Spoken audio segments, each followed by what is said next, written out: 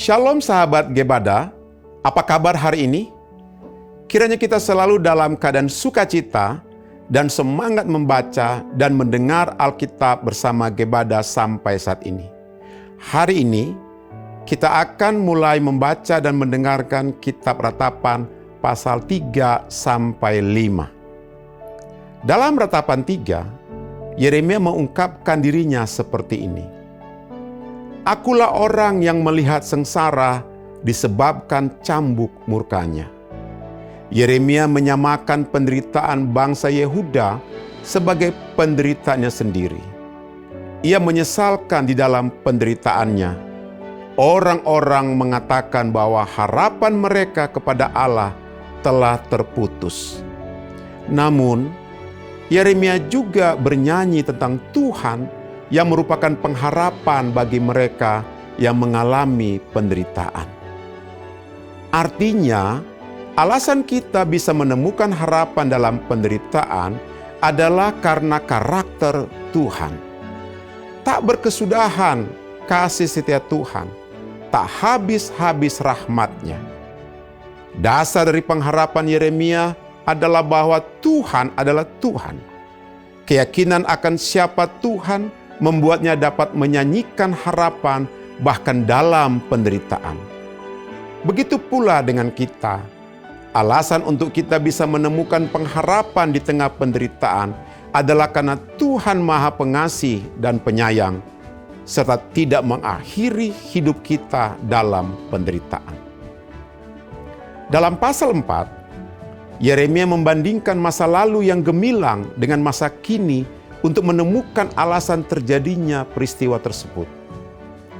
Ini berbicara mengenai kesesatan pemimpin dan kebebalan rakyat.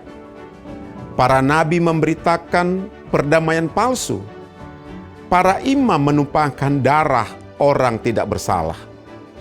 Orang-orang mengatakan alasannya adalah karena mereka menerima nubuat palsu. Dikatakan hal inilah yang menimbulkan murka Tuhan. Mengakhiri ratapan di pasal 5, Yeremia sekali lagi menyebutkan kondisi Yehuda yang menyedihkan. Dengan mengakui bahwa kehancuran Yehuda adalah karena hukuman Tuhan akan dosa, ia memohon belas kasih dengan hati yang bertobat. Lalu, apa yang disadarinya? Anugerah Tuhan membuat kita sadar akan dosa-dosa kita. Dan saat kita menyadari, kemudian berbalik arah, maka Tuhan dapat memperbaharui kita. Dengan tetap mengakui dan menyadari bahwa dasar pemulihan bukan berasal dari diri kita, melainkan dari Tuhan. Mari kita baca bersama Ratapan pasal 3 sampai 5 dengan menghayati kesungguhan hati Yeremia.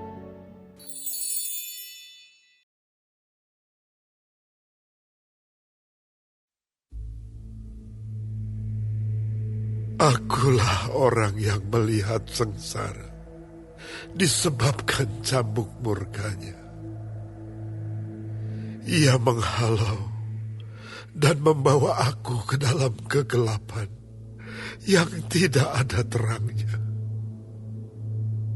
Sesungguhnya aku dipukulnya berulang-ulang dengan tangannya sepanjang hari.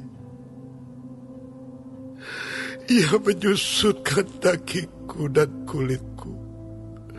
Tulang-tulangku dipatahkannya.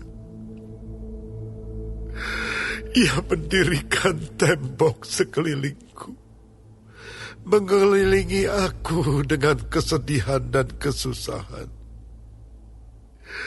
Ia menempatkan aku di dalam gelap seperti orang yang sudah lama mati. Ia menutup segala jalan keluar bagiku. Ia mengikat aku dengan rantai yang berat. Walaupun aku memanggil-manggil dan berteriak minta tolong, tak didengarkannya doaku. Ia merintangi jalan-jalanku dengan batu pahat. dan menjadikannya tidak terlalui. Laksana beruang, ia menghadang aku. Laksana singa dalam tempat persembunyian.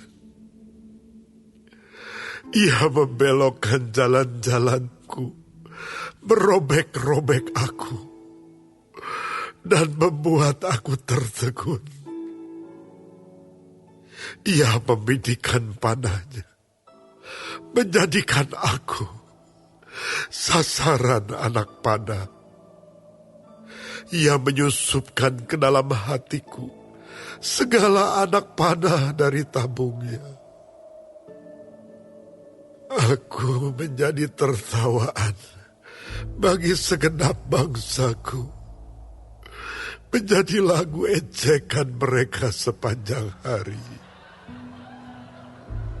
Ia mengenyangkan aku dengan kepahitan, memberi aku minum ipuh. Ia meremukkan gigi-gigiku dengan memberi aku makan kerikil. Ia menekan aku ke dalam debu. Engkau menceraikan nyawaku dari kesejahteraan. Aku lupa akan kebahagiaan. Sangkaku, hilang lenyaplah kemasyuranku dan harapanku kepada Tuhan. Ingatlah akan sengsaraku dan pengembaraanku, akan ipuh dan racun itu. Jiwaku selalu teringat akan hal itu dan tertekan dalam diriku. Tetapi hal-hal inilah yang kuperhatikan. Oleh sebab itu aku akan berharap. Tak berkesudahan kasih setia Tuhan, tak habis-habisnya rahmat-Nya. Selalu baru tiap pagi, besar kesetiaan-Mu. Tuhan adalah bagianku, kata jiwaku. Oleh sebab itu, aku berharap kepada-Nya.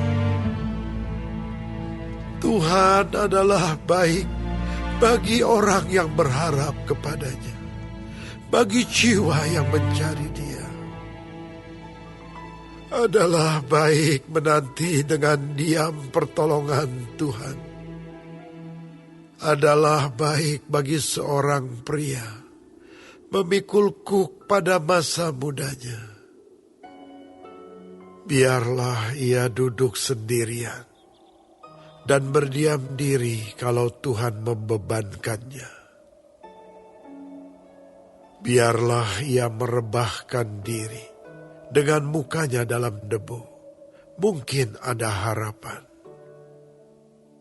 Biarlah ia memberikan pipi kepada yang menamparnya. Biarlah ia kenyang dengan cercaan. Karena tidak untuk selama-lamanya Tuhan mengucilkan. Karena walau ia mendatangkan susah, Ia juga menyayangi menurut kebesaran kasih setia-Nya. Karena tidak dengan rela hati Ia menindas dan merisaukan anak-anak manusia. Kalau dipijak-pijak dengan kaki tawanan-tawanan di dunia, kalau hak orang dibelokkan di hadapan yang maha tinggi, atau orang diperlakukan tidak adil dalam perkaranya, masakan Tuhan tidak melihatnya? Siapa berfirman, maka semuanya jadi. Bukankah Tuhan yang memerintahkannya? Bukankah dari mulut yang maha tinggi keluar keluar apa yang buruk dan apa yang baik. Mengapa orang hidup mengeluh? Biarlah setiap orang mengeluh tentang dosanya. Marilah kita menyelidiki dan memeriksa hidup kita dan berpaling kepada Tuhan.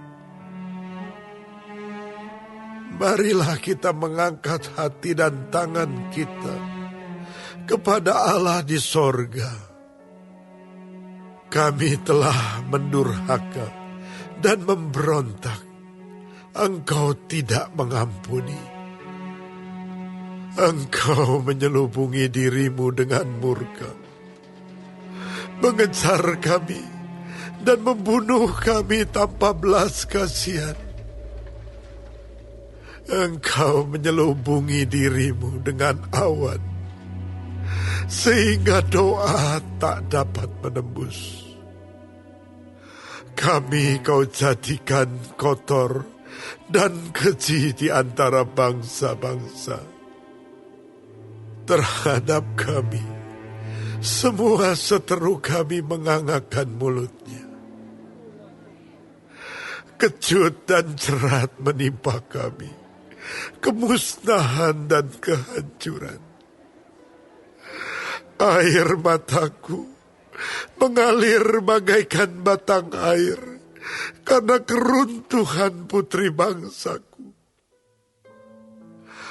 Air mataku terus-menerus bercucuran dengan tak henti-hentinya, sampai Tuhan memandang dari atas dan melihat dari sorga.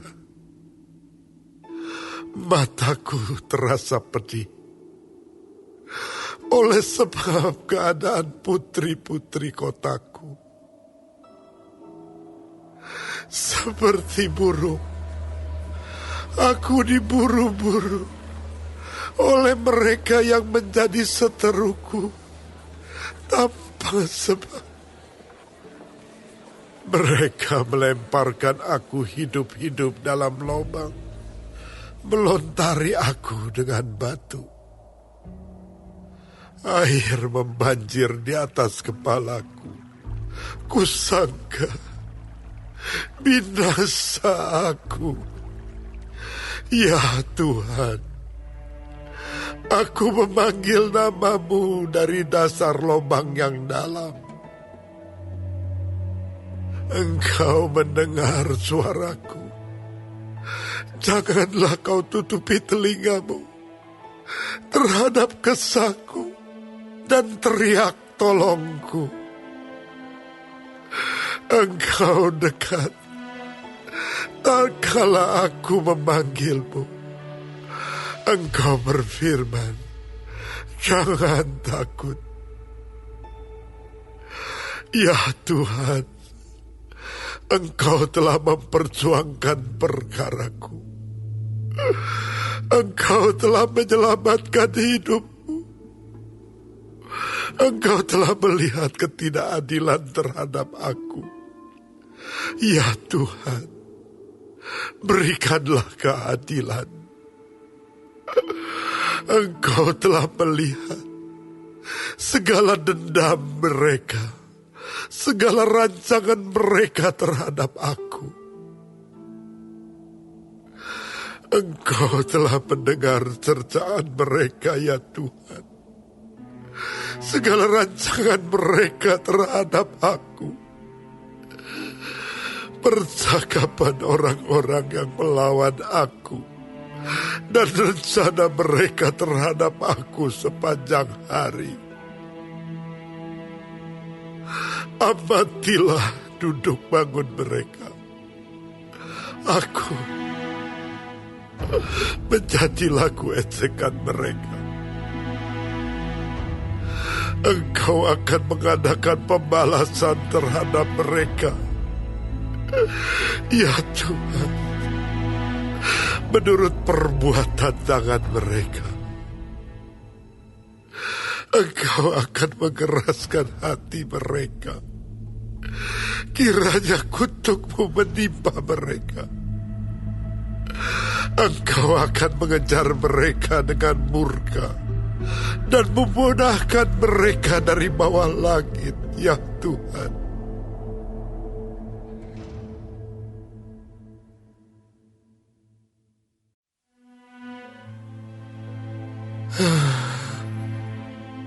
Sungguh pudar emas itu.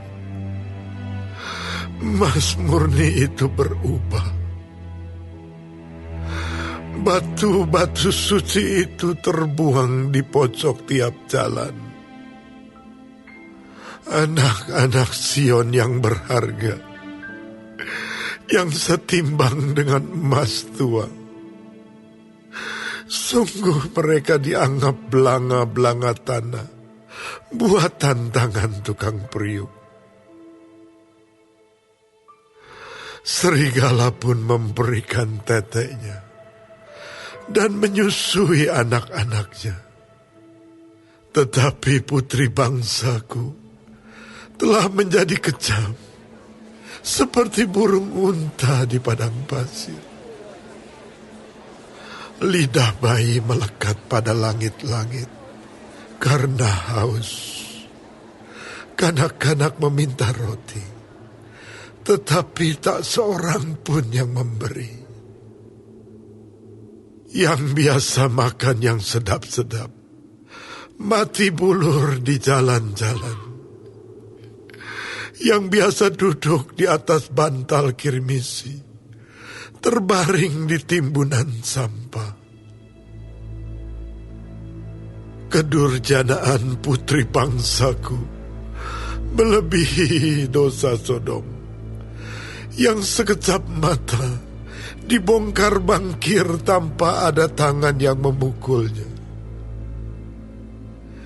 Pemimpin-pemimpin lebih bersih dari salju dan lebih putih dari susu. Tubuh mereka lebih merah daripada merjan, seperti batu nilam rupa mereka. Sekarang rupa mereka lebih hitam daripada jelaga. Mereka tidak dikenal di jalan-jalan. Kulit mereka berkerut pada tulang-tulangnya, mengering seperti kayu. Lebih bahagia mereka yang gugur karena pedang daripada mereka yang tewas karena lapar, yang merana dan mati sebab tak ada hasil ladang. Dengan tangan sendiri, wanita yang lemah lembut memasak anak-anak mereka untuk makanan mereka tatkala runtuh putri bangsaku. Tuhan melepaskan segenap amarahnya, mencurahkan murkanya yang menyala-nyala, dan menyalakan api di Sion yang memakan dasar-dasarnya. Tidak percaya raja-raja di bumi, pun seluruh penduduk dunia, bahwa lawan dan seteru dapat masuk ke dalam gapura-gapura Yerusalem. Hal itu terjadi oleh sebab dosa nabi-nabinya dan kedurjanaan imam-imamnya yang di tengah-tengahnya mencurahkan darah orang yang tidak bersalah. Mereka terhuyung-huyung seperti orang buta di jalan-jalan, cemar oleh darah, sehingga orang tak dapat menyentuh pakaian mereka.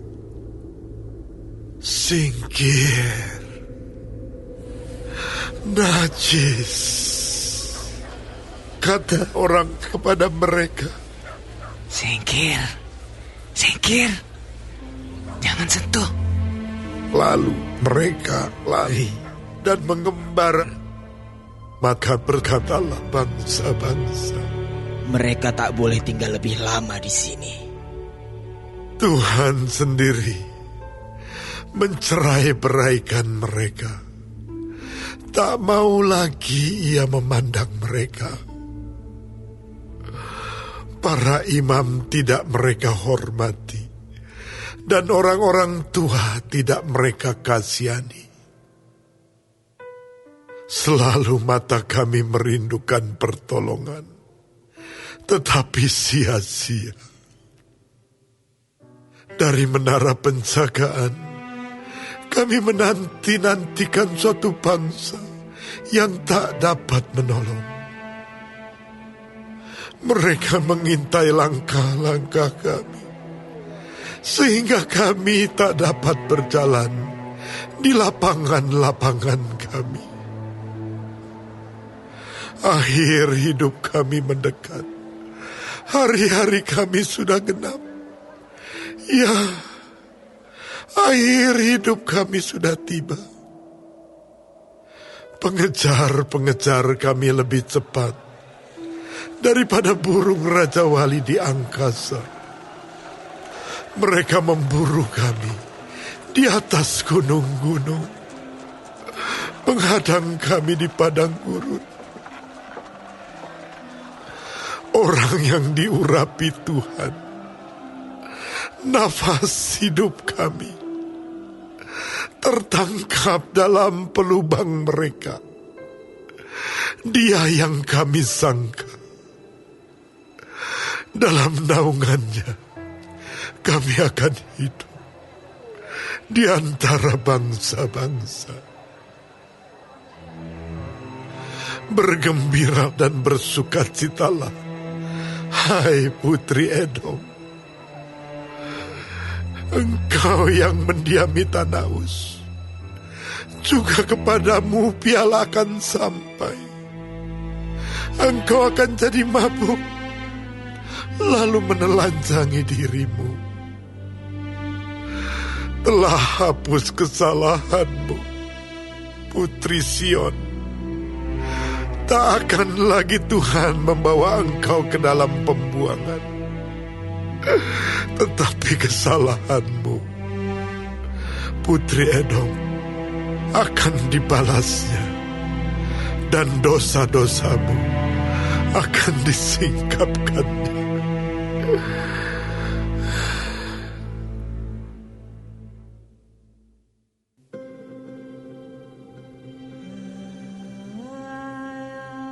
Ingatlah ya Tuhan, apa yang terjadi atas kami. Pandanglah dan lihatlah akan kehinaan kami. Milik pusaka kami beralih kepada orang lain, rumah-rumah kami kepada orang asing. Kami menjadi anak yatim, tak punya bapa, dan ibu kami seperti janda. Air kami minum dengan membayar. Kami mendapat kayu dengan bayaran. Kami dikejar dekat-dekat. Kami lelah. Bagi kami tak ada istirahat. Kami mengulurkan tangan kepada Mesir dan kepada Asyur untuk menjadi kenyang dengan roti.